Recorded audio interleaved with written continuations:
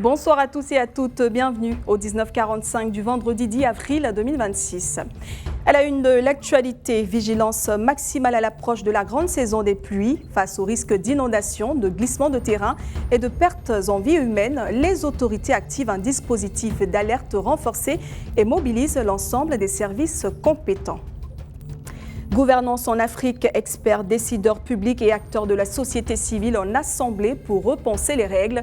Objectif, bâtir des institutions plus transparentes, plus responsables et plus efficaces. Le génocide des Tutsis de 1994 demeure l'un des événements les plus marquants de l'histoire contemporaine, alors que le Rwanda commémore le 32e anniversaire de cette tragédie qui a fait plus de 800 000 victimes en seulement 100 jours. Retour dans cette édition sur une mémoire toujours vive et un devoir de mémoire qui continue de s'imposer. À l'approche de la saison des pluies, Abidjan se prépare à affronter de fortes précipitations annoncées par les services météorologiques. Mais déjà, certaines zones montrent des signes de vulnérabilité. Sur l'autoroute du Nord, axe stratégique pour l'économie ivoirienne, les premières pluies suffisent à perturber la circulation. Inondations, voies coupées, réseaux de drainage saturés et les autorités sont en alerte maximale. Reportage Spencer Ilanga, Wilson Indri. Ils ont tenu à se rendre eux-mêmes sur le terrain. Les ministres Amédée Kofi Kwaku et Yacouba Niensié ont effectué une descente sur l'autoroute du Nord à Abidjan, alors que la capitale économique se prépare à affronter une nouvelle séquence de fortes pluies annoncées. Sur place, pas besoin de longs discours, les traces des dernières intempéries sont encore visibles. En quelques minutes de pluie, la circulation est paralysée sur l'autoroute du Nord, axe stratégique de l'économie ivoirienne. Les eaux pluviales envahissent rapidement la chaussée, coupent la circulation et piègent les usagers. Les ministres en charge de l'assainissement et de l'entretien routier sont face à l'urgence. Le constat que nous faisons, c'est que ici, le bassin versant naturel a été dénaturé par des actions humaines, par des aménagements. Et au final, cela obère un peu l'écoulement dans les lits normaux des eaux pluviales. Je voudrais simplement dire à l'attention de tous ceux qui sont le long de cette autoroute-là, leur dire que, dont certains ont des titres de propriété privée, donc des droits réels, que les aménagements ne sont pas en soi interdits, sauf qu'ils doivent être coordonnés, supervisés par les services compétents de l'État pour que ces aménagements, tant dans la conception que dans la réalisation, rentrent dans un schéma fonctionnel pour l'écoulement des eaux. Résultat, des pertes économiques lourdes, mais surtout, une inquiétude grandissante pour la sécurité des usagers. En réaction, les autorités disent vouloir agir vite. Cette visite ministérielle apparaît comme un signal fort, celui d'une prise de conscience sur le terrain. Donc il y a des actions à très court terme à mener, mais nous avons passé beaucoup de temps à échanger sur une vision à court et moyen terme. Parce qu'il ne faut pas qu'à chaque fois, à chaque saison de pluie, nous venons donc mener des actions ponctuelles. Nous avons regardé avec l'ensemble des équipes, nous avons vu ce qu'il faut faire. Les études vont être approfondies les semaines qui viennent, de sorte à ce qu'on puisse avoir une vision globale donc, de l'ensemble du phénomène. Les prévisions annoncent pourtant des cumuls de pluie supérieurs aux moyennes saisonnières, avec des pics attendus. Un contexte qui impose des réponses rapides et surtout efficaces, mais qui laisse aussi entrevoir une lueur d'espoir si les mesures engagées suivent. Cette année encore, tous les regards se tournent vers le ciel, mais aussi vers les promesses, avec l'attente d'un changement concret. Peut-on réellement parler de développement sans une gouvernance exemplaire? En Afrique, la question reste entière alors que corruption, manque de transparence et défis institutionnels continuent de freiner les ambitions économiques. À Abidjan, experts, décideurs et acteurs économiques se réunissent pour tenter d'apporter des réponses concrètes à ces problématiques. Plus de précisions avec André Sémian et Ahmed Badini. Le récit est de Spencer Ilanga. Dans un monde marqué par les tensions géopolitiques et les transitions numériques et écologiques, les États africains font face à des choix décisifs. Transformer les défis en opportunités passe par une gouvernance plus agile, une innovation stratégique et une prospérité réellement partagée, riche de ses ressources humaines et naturelles l'Afrique doit accélérer les réformes, stimuler l'innovation locale et renforcer l'inclusion économique. C'est dans cet esprit qu'Abidjan a accueilli la 3e édition du Forum économique et gouvernance, une plateforme qui entend faire de la gouvernance un moteur concret de développement durable. L'objectif de ce forum, c'est véritablement de pouvoir faire ressortir des solutions utiles qui vont nous permettre d'utiliser la gouvernance comme un vecteur de croissance économique. On est tous au fait des choses aujourd'hui. La géopolitique mondiale est parfaitement en train de changer et il est important que nous ayons des États souverains. Mais les États souverains passent par une population, par une croissance économique inclusive et durable. Donc le plus important pour nous, c'est d'organiser ce type de forum qui sert véritablement à une réflexion stratégique durant laquelle nous allons pouvoir faire ressortir des idées concrètes, durables et utiles pour pouvoir avoir une croissance économique durable, un État souverain, mais surtout une assiette fiscale correctement redistribuée, comme on le dit souvent, et pouvoir véritablement faire croître nos différentes entreprises. Cette rencontre a réuni experts, décideurs et acteurs économiques autour des meilleures pratiques de gouvernance. Objectif, faire émerger des recommandations concrètes adaptées aux réalités africaines, car au-delà des discours, les populations attendent des résultats tangibles, notamment en matière de développement, de justice sociale et de gestion équitable des ressources. Il faut dire que beaucoup a été fait en matière de gouvernance. D'abord au niveau institutionnel, plusieurs institutions ont été mises en place. Également, les tests législatifs et réglementaires ont été largement développés. Ensuite, au niveau même des actions et des activités, des institutions comme la Haute Autorité pour la bonne gouvernance ont mis en place une stratégie nationale de lutte contre la corruption, ont développé des indices de gouvernance, également sensibilisent et forment la population et les professionnels. Au-delà des échanges, une évidence s'impose. Améliorer la gouvernance en Afrique nécessite une véritable synergie entre institutions, secteurs privés et citoyens. Ce forum se veut une étape de plus vers une dynamique où la réflexion collective débouche enfin sur des actions concrètes et durables au service du bien-être des populations. Cap à présent sur un anniversaire chargé de symboles. Le parti politique PDCI-RDA a ouvert hier 9 avril 2026 les célébrations de ses 80 ans dans une ambiance mêlant fierté, souvenir et espoir. Militants de longue date, jeunes engagés, responsables politiques, figures religieuses et diplomatiques, tous ont répondu présent, comme pour rappeler que ce parti dépasse les générations et les clivages. Dans la salle, les regards racontent autant que les discours. Certains se souviennent des combats d'hier, d'autres rêvent déjà de demain. Et l'histoire du parti débute en 1946 par Félix Houphouët-Boigny, artisan de l'indépendance et bâtisseur de la Côte d'Ivoire moderne. Une histoire marquée par des victoires, mais aussi par des blessures, notamment les crises politiques qui ont secoué le pays.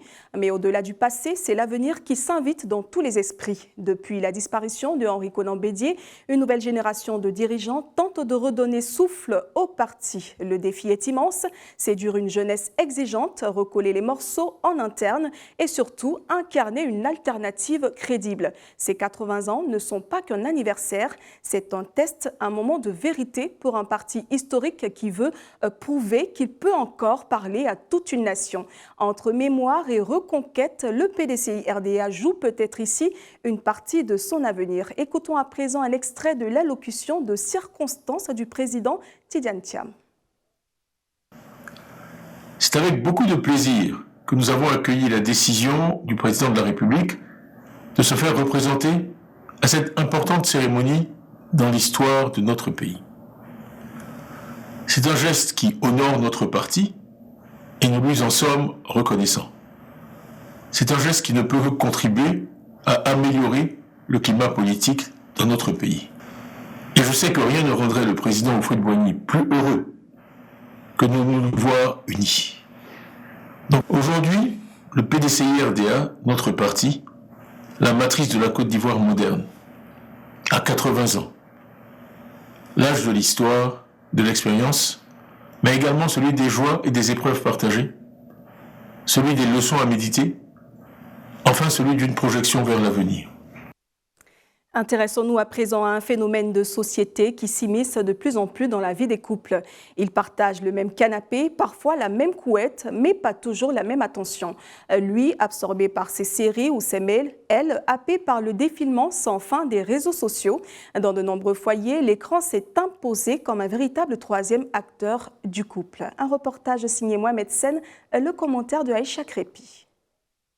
Passer plus de temps à regarder un écran qu'à regarder l'autre, c'est un constat que beaucoup font, mais qu'ils avouent rarement à voix haute. Pourtant, ce phénomène est partagé. Lorsque l'écran capte toute l'attention, l'autre se sent mis de côté. Conséquence, dispute, frustration, silence, pas parce qu'on n'a rien à se dire, mais parce qu'on n'a plus l'habitude de se parler. Alors, que se passe-t-il quand la technologie prend une place, même minime, dans la vie des couples ? Il arrive des fois où j'aimerais parler à monsieur, mais il est vraiment concentré sur son téléphone, qui généralement ne sont pas de trucs vraiment importants, soit sur TikTok, soit en train de scroller sur Facebook. Et quand c'est comme ça, je me sens ignorée. Monsieur avec madame sur le lit, monsieur veut toucher madame, madame est sur TikTok. On fait comment? Le problème, c'est que le téléphone rapproche les gens qui sont éloignés, mais éloigne les gens qui sont rapprochés. Parfois, quand je rentre à la maison, je finis de prendre mon repas, je dis sur mon téléphone, là c'est plein de « Ah chérie, mais tu es venu, tu es sur ton téléphone. Est-ce que c'est normal ?» Je dis « Excuse-moi, puis je dépose mon téléphone. » Lorsque je sens qu'il est concentré sur son téléphone, je n'arrive pas à lui parler. Je me sens frustrée. Je me dis qu'il n'est pas concentré sur moi, il ne m'apporte pas d'attention. Quand la technologie nous lâche, que la box rend l'âme ou qu'on appuie sur pause, le silence s'installe. Certains s'ennuient ensemble, d'autres voient ressurgir les tensions et la dispute éclate. Mais à quel moment a-t-on choisi nos écrans plutôt que nos partenaires? Pourquoi se cacher derrière son téléphone au lieu de se rapprocher? Pour comprendre, nous sommes allés à la rencontre de Bérénice Aouran, psychologue et coach de vie de couple. C'est parce qu'en vérité, il y a une fatigue émotionnelle que ces personnes-là prennent les écrans comme refuge. Parce qu'en temps normal, si moi j'arrive et que je suis silencieuse, quelque temps après, même si je reste silencieuse, mon conjoint ou mon partenaire trouvera un moyen de me ramener pour chercher à tirer les vers du nez. Mais une fois que vous rentrez dans un foyer et que vous voyez qu'on sent une pesanteur, il ne faut pas chercher autre chose. Il y a une fatigue relationnelle qui est derrière, mais qui en vérité ne s'exprime pas. Voir l'autre sourire devant son écran ou se retrouver face à un écran bleu quand les lumières s'éteignent, ce sont les petites défaites que vivent certains couples. On se demande alors s'il est encore possible de redécouvrir le plaisir de se regarder, de se parler, même des choses les plus simples, quand on passe plus de temps avec des applications, des films, des plateformes de streaming ou un ami au bout du monde. Pour rompre cette routine, la coach propose un exercice simple, mais redoutable. Se donner un temps où on se dit, à cette heure-là, faisons une privation au niveau de l'écran. On fait un stop à ce niveau-là et on prend un repas en mangeant tranquillement, sans forcément communiquer même à table. Mais vous allez voir qu'au fur et à mesure que cette attitude-là va commencer à être ancrée dans leurs habitudes, la communication même à table va commencer à se développer, à s'ouvrir toute seule, sans même qu'ils ne cherchent à forcer quoi que ce soit. Aujourd'hui, la technologie progresse, le divertissement est partout, dans nos salons, sur nos tables, parfois même dans nos lits, les couples ne sont plus jamais seuls, elle, lui et l'écran. Pourtant, la prochaine panne de Wi-Fi n'est peut-être pas une catastrophe, elle pourrait être l'occasion de se rappeler que le meilleur lien entre deux personnes n'a pas besoin de connexion. Place à l'actualité internationale. Mémoire, contestation et réformes sociétales rythment l'actualité internationale. Du Rwanda, où les autorités commémorent les 32 ans du génocide contre les Tutsis sous la conduite du président Paul Kagame, à Amboïja-Tovo, théâtre d'une mobilisation de la jeunesse réclamant une refonte institutionnelle, jusqu'en France, où le Sénat français a mis fin au devoir conjugal. Ces événements illustrent des sociétés en quête de reconnaissance, de justice et de renouveau. Tour d'horizon avec Youssouf Diarra et Yann Esbia. Le Rwanda a débuté mardi 7 avril, sa semaine annuelle de commémoration marquant les 32 ans du génocide contre le groupe ethnique Tutsi en 1994. Le président Paul Kagame a conduit les participants dont des diplomates, des familles de victimes et des survivants, dans le dépôt de gerbes au mémorial du génocide de Kigali, dans la capitale, où plus de 250 000 victimes sont enterrées. Il a ensuite allumé la flamme du souvenir, qui restera allumée pendant 100 jours en l'honneur des victimes. Le site a été inscrit sur la liste du patrimoine mondial de l'UNESCO en 2023. Dans un autre registre, la tension politique monte à Amboïja-Tovo. Ce vendredi 10 avril, des jeunes de la Gen Z convergent vers la place du 13 mai pour une marche pacifique exigeant, sous 72 heures, la dissolution de l'Assemblée nationale, de la Haute Cour constitutionnelle et de la CENI. À l'origine, une frustration liée à l'exclusion des jeunes du pouvoir et au retard dans la création d'un Parlement des jeunes. Le colonel Michel Radrianirina, président de la refondation de la République de Madagascar, est directement mis en cause, tandis que cette mobilisation s'annonce comme un test décisif pour le poids politique de la jeunesse. Par ailleurs, en France, le Sénat français a adopté ce jeudi 9 avril, par 209 voix contre 2, la loi mettant fin au devoir conjugal dans le Code civil. Ce texte fait suite à la condamnation de la France par la Cour européenne des droits de l'homme en janvier 2025. Si le principe d'affirmer l'absence d'obligation sexuelle dans le mariage fait consensus, la formation retenue qui fait désormais mention de la relation intime plutôt que de la relation sexuelle a suscité de vifs débats. Voilà qui met un terme à cette édition. Merci de votre fidélité. L'actualité se poursuit en continu sur nos différentes plateformes numériques. Ne manquez pas la suite du Grand Talk juste après ce journal et rendez-vous demain pour vos éditions du week-end. D'ici là, restez curieux, restez informés sur les antennes de Live TV. Très belle fin de soirée à tous et à toutes.